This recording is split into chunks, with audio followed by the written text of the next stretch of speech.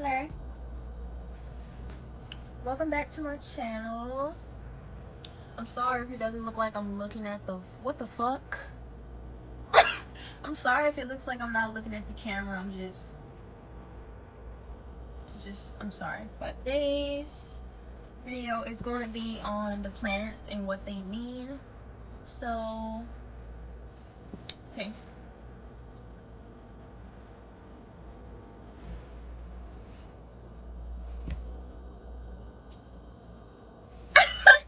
Let me stop. I play around a lot. So, anyway. I'm going to be talking about the planets and what they mean. So, hey, my kings and queens, my gods and goddesses. Anyway, okay, first off, I'm gonna try and go in order of the planets, but oh, also your ascendant. It's not a planet, but it's very important. So yeah, let me just start with the big three. These are the three most important signs in your chart because they make up the majority of your personality. Not saying the rest don't make up your personality, but as far as your ascendant, aka your rising sign, they both mean the same fucking thing. Your rising sign is, this is not a planet, it's basically your outer personality. It plays a big role in your personality, but it's more so your, what the hell? It's more so your outer personality. Like, say, I'll come up with an analogy. We have, like I said, your big three, your sun, rising, and moon. Your rising is your looks. Yes, your rising has to do with your appearance, your physical appearance. It's your looks and your outward personality. So when you meet someone, the first thing they see, or they might think you are, is your rising sign. When you get more comfortable with someone, they start to see your sun sign, which is your basic personality. Like, my rising is in Libra. I'm very fucking Libra. People probably think I'm a Libra when they meet me. I look very Libra-like. So, look very Libra. Have the little squinty eyes and all that. See? People ask me, am I Blasian a lot, or am I half Asian or some shit like that? Because I have a Libra rising. Most Libra risings have chinky looking eyes. You get what I'm saying? So your rising sign has a lot to do with your looks and your personality, mostly on the outside. Me personally, I feel like I act more like my rising more than my sun sign. I act like both, honestly. I act a lot like both, but I think that's also because in draconic astrology I have a Libra sun. So, but I'm gonna get into that in another video. That's basically your rising sign is your looks and your personality. And the analogy I was talking about is the first thing people imagine a house. I think someone came up with this analogy before. I hope I'm not copying them or anything, but imagine a house. You see the outside of the house. Picture that as the rising sign when you're passing by a house. When you go in the house, you see everything, right? That's your sun sign. And then your deepest, most private emotions and feelings is your moon, which is basically probably 80% of your damn personality. My moon is in Virgo, my sun is in Taurus, and I have a Libra rising. So say someone's getting to know me, first thing they see is Libra, then Taurus, and mostly in your most intimate private relationships, like romantic relationships, or even a friendship, mostly romantic relationships, then they see my moon in Virgo. Like, you would never see someone's moon unless they're very, very comfortable around you. So, rising, looks and personality. Sun, your basic ego. The sun is all about the ego. That's why, you know, Leos are so big-headed or self-centered, because they already are ruled by the sun. So your sun sign is your ego. The sun is all about ego. And your moon, like I said, is your feelings and emotions. Your inner self. That's what your moon is. So I just explained sun, rising, and moon all in one. But next we have, comes after moon, I guess Mercury. Mercury is the way you think. Okay. Oh, let me clarify this with the moon. The moon is your emotions because it's the moon. The moon rules Cancer. So say you have a moon in Cancer, your moon sign is at home because the moon already rules Cancer. But since the moon rules all our emotions, the moon is very watery. When you think of wateriness, what do you think of? Emotions. So the moon rules our emotions. So next we have Mercury. Mercury is a very fast moving planet. It is an intellectual planet because it's so fucking fast moving. Mercury rules over Gemini and Virgo. To me, at least in my opinion, Virgo is the smartest sign. Like I said, Mercury is all about intellect. Second smartest would be Gemini. So if you have your Mercury in Gemini or Virgo, you are, I'm not saying all of you, I'm sorry, you may be very intelligent, very quick thinking. Both are mutable signs, mutable earth and mutable air. Gemini is mutable air and Virgo is mutable earth. Mutable means that you can just basically adapt to things easier and quicker in your environment, quicker than most other signs that aren't mutable. But ooh, my fucking back hurts. Back to what I was saying. Mercury is the way you think. So, like I said, it's about intellect. So it's the way you think. That's your Mercury. So say, like me, I'm a Taurus. I have Mercury in Taurus as well. So that basically makes me a true Taurus. You know what I mean? Because not only am I a Taurus, but I think like a Taurus. So say like they have people who be like, I'm a Taurus, my friend's a Taurus, but we don't think shit alike. I'm a Taurus and I don't care about food like that. Like me, I love fucking food. Typical Taurus shit, right? Not every Taurus may be food obsessed and shit like that because not everyone's Mercury is the same. Not only that, but degrees are very important too. And I'm gonna get into degrees in another video, but say you have a 5-degree Taurus and a 20-degree Taurus. A 20-degree Taurus and a 5-degree Taurus is completely fucking different.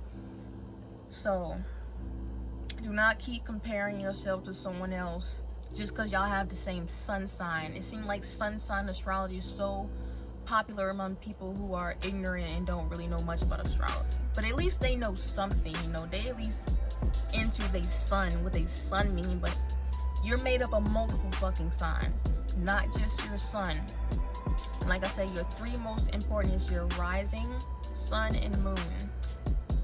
That's like the biggest part of your damn personality. So of course, not every Taurus or not every sign is gonna be exactly the fucking same. So I mean, y'all can relate to one another, but are not gonna be exactly the same. Like if that were the case, no one would there would be no individuality. Imagine living in a world where everybody's the fucking same. So like I said, that would make me a true Taurus if my sun and Mercury is in Taurus.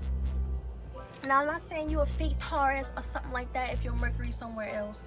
It just means that, like say, I don't really like Chris Brown. I have my reasons. The whole colorist shit.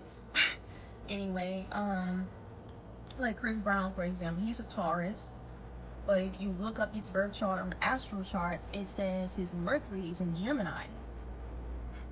So he's basically a Taurus that thinks like a Gemini. You get what I'm saying?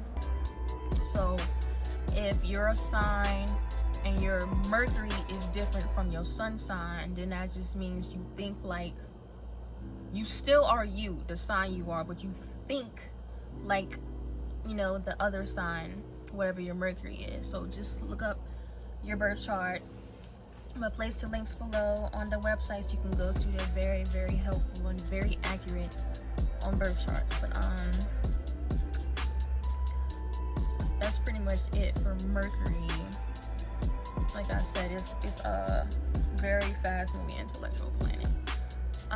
Next we have Venus. Venus rules Taurus and Libra. Don't get it twisted. I hate that most astrologers don't talk about that Taurus is not fucking just ruled by Libra. Taurus's main ruler is Earth. So you on my planet, bitch. You know what I'm saying? You on my planet. I'm just playing. Taurus is mostly ruled by Earth and is co-ruled by Venus. The main ruler of Venus will always be Libra, the goddess of love and beauty. Venus itself is the planet of love and beauty. So it makes sense, doesn't it, for Libra to be the main ruler. So Venus is the planet of love, beauty, money,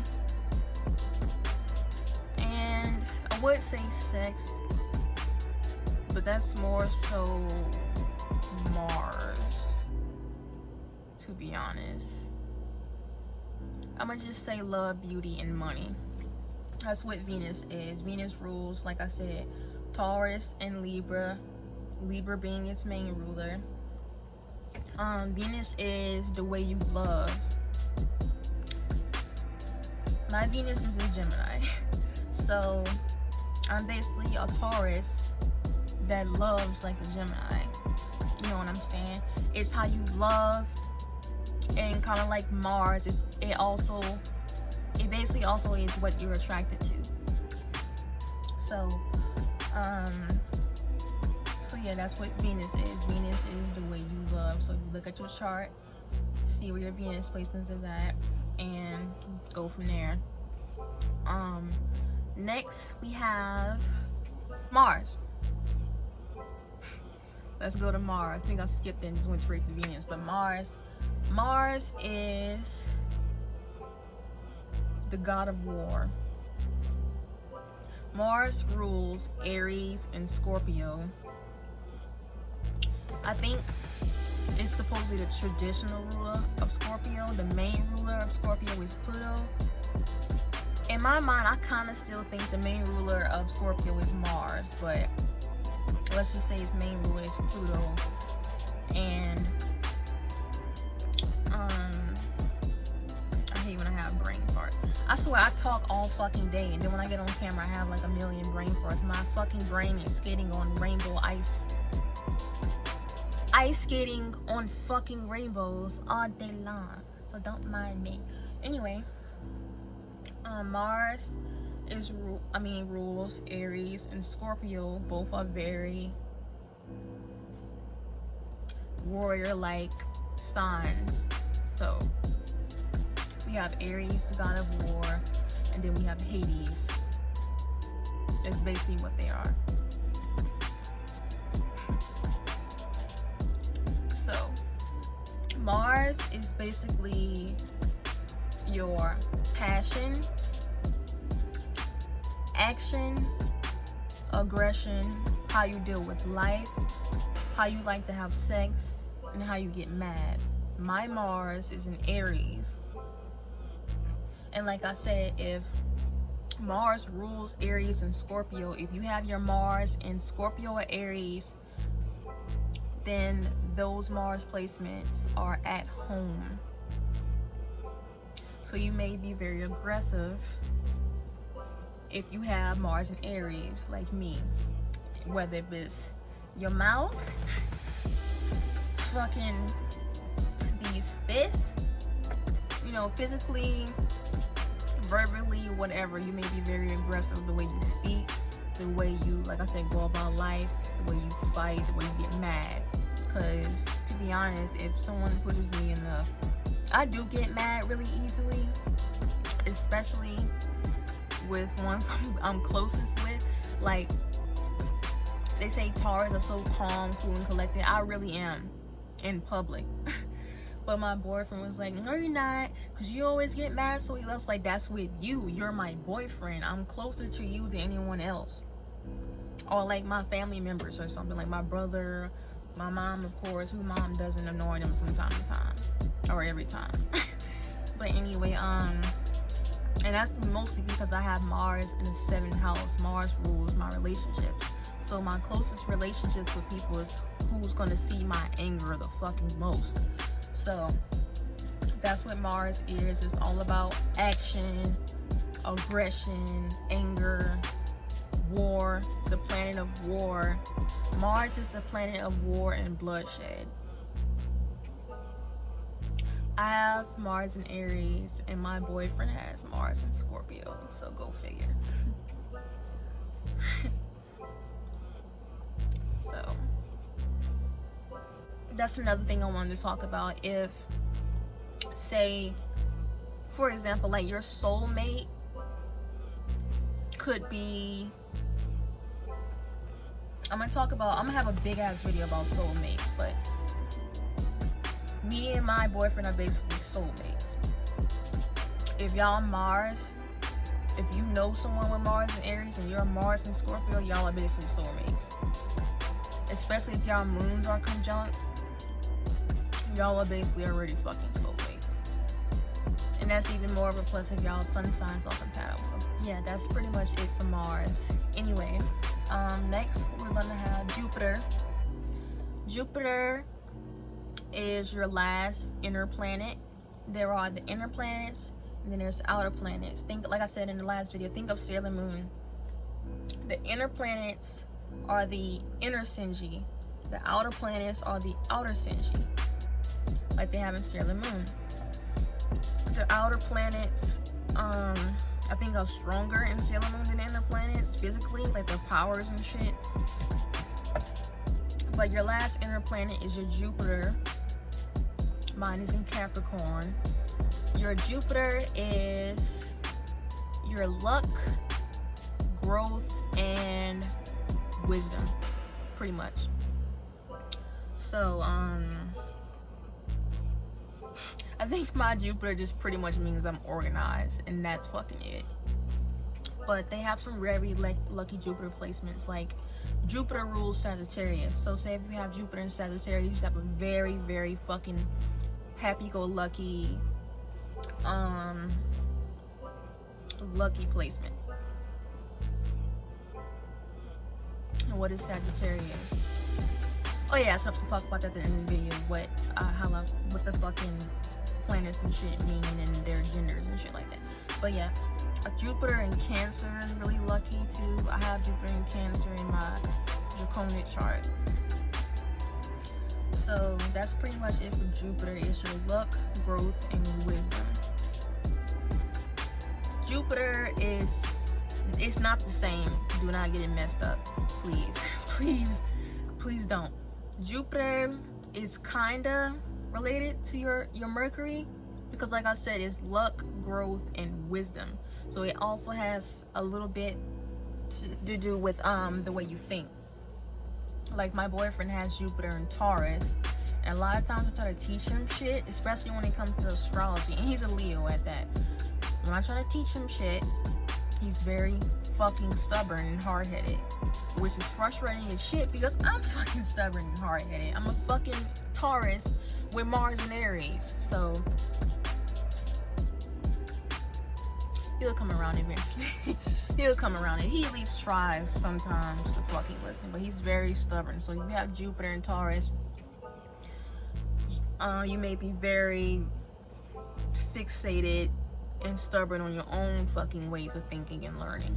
So that's what Jupiter is. It's your luck, growth, and wisdom. Next we have Saturn. Saturn is all about discipline. Basically, mostly. It's all about discipline. My Saturn is in Aries.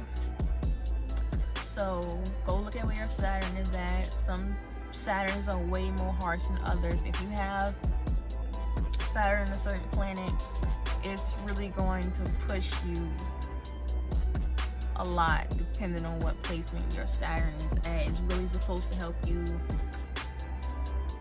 in a way, it's to help you be a better you. That's what Saturn is. It's all about discipline, because it's ruled by Capricorn, and Capricorn is the father of the zodiac. Father, discipline, get it?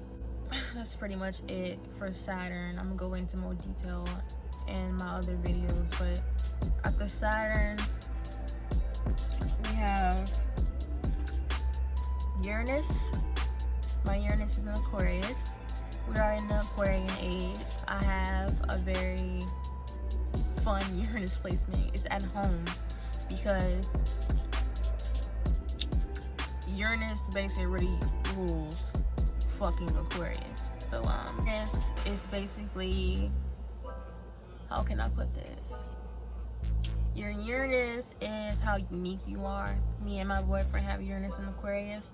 Oh, and before I get into this any deeper, your Saturn, or should I say your outer planets, basically makes up your whole generation. So if you notice someone who has the same, who was born around the same year or month as you, they have a lot of the same outer planets as you. That's because it makes up your whole generation. That's why your inner planets is mostly you, a part of it's all you, but it's mostly you and your personality. It makes up most of your personality. That's where your inner planets are, who you are, and then your outer planets is basically your whole generation. So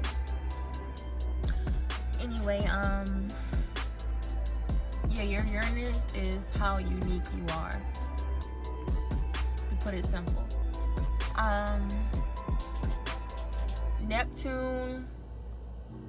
Neptune is a very dreamy planet.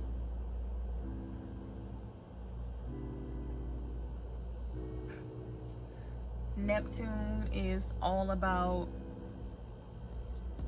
illusions, dreams, fantasies, stuff like that. But that's not all. I'm gonna put it in the comments below. I'm really spacing out right now. I'm so sorry. But that's basically what Neptune is. My Neptune, I think, is in Capricorn. So after Neptune we have I'm sorry, if I didn't say what rules them, I'm sorry. Let me go back. Saturn, I said, was ruled by Capricorn. Uranus, yeah, ruled by Aquarius. To be honest, Saturn, Aquarius' main ruler is Saturn as well. Its co-ruler is Uranus. Astrologers don't usually talk about that, do they? So, going back to Neptune is ruled by Pisces. Pisces is a water sign, a very dreamy sign. So, that's all Neptune right there. Last but not least, we have Pluto. I can't wait to talk about the asteroids too in my next video. But next we have Pluto. Pluto is the planet of death, rebirth, transformation, and regeneration. And yeah, that's pretty much the gist of it. Death, rebirth, mostly death, rebirth, transformation, and regeneration.